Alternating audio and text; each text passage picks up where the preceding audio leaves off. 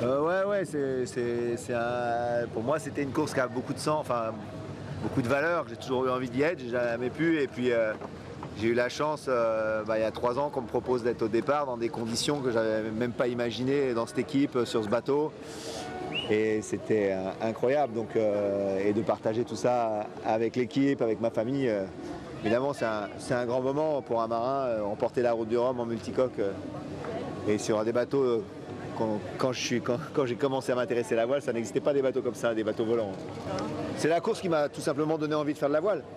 Donc c'est ces images de Laurent Bourgnon sur son flotteur tout seul à la barre, ça m'a inspiré. Et depuis ce jour-là, j'ai eu envie de faire cette course bien au-delà du Vendée Globe.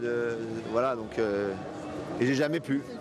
Et j'ai été patient et ça valait le coup. Le fait est qu'il y a eu un vrai combat avec François et forcément on a mis énormément d'intensité tous les deux et ça a rendu la course plus difficile. Je suis bien parti, j'avais un peu d'avance et je pensais que j'allais réussir à creuser et puis finalement il a bien navigué, il est revenu et ça a été un vrai combat. Non, la fatigue elle est passée. Elle est passée pour moi, c'est étonnant. J'ai été fatigué un petit peu à un moment, mais après je ne sais pas si c'est l'excitation. Mais j'étais dans le match et puis j'arrivais quand même à m'alimenter correctement, à me reposer, j'ai pris un rythme. Et les premières 24 heures, elles ont été très dures parce qu'on a fait beaucoup de manœuvres et à un moment j'ai cru que mes bras allaient pas tenir, j'avais très mal, j'avais des crampes partout dans les bras et je me suis dit ça va lâcher et j'ai eu des douleurs et c'est complètement disparu.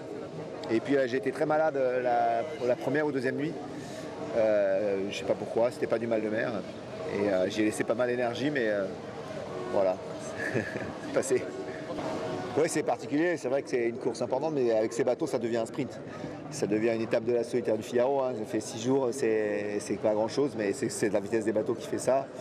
Mais on a envie de partager, c'est pas la victoire d'un homme, aujourd'hui d'un marin, c'est la victoire de toute une équipe. C'est vraiment l'histoire du Gitana Team, cette course, on l'a gagnée ensemble. Et ça se joue sur plein de détails. François a peut-être perdu sa course sur la casse, à un moment il a eu un problème. Voilà, moi j'ai eu un bateau, j'ai pas sorti un tournevis de la traversée. Donc c'est parce que les bateaux sont extrêmement bien préparés, il est extrêmement performant aussi, donc c'est des gens qui toute l'année travaillent pour le rendre performant. Donc il y a beaucoup de gens derrière cette victoire et moi je suis le dernier maillon, je suis le pilote qui monte dans le baquet dimanche pour prendre le départ de la course, mais si derrière les ingénieurs, l'équipe n'a pas travaillé, il ne peut pas gagner.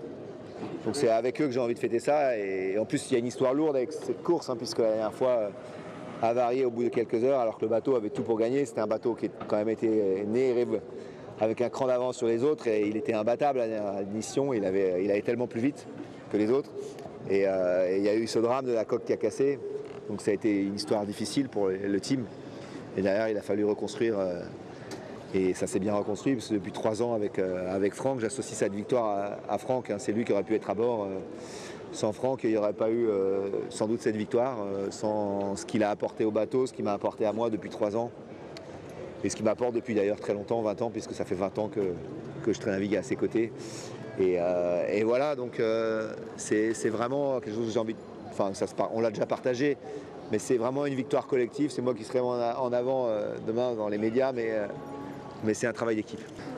Alors le record, on m'en parle beaucoup, mais moi, c'est marrant, mais c'est normal de battre le record à un moment, puisque mon bateau, par rapport à celui de Francis qui avait le record, vous l'avez vu cette édition-là, on joue pas. C'est un bateau qui a 10 ans, donc c'était un bateau génial il y a 10 ans, mais aujourd'hui les bateaux qu'on fait sont beaucoup plus rapides, donc j'ai pas de mérite à battre le record.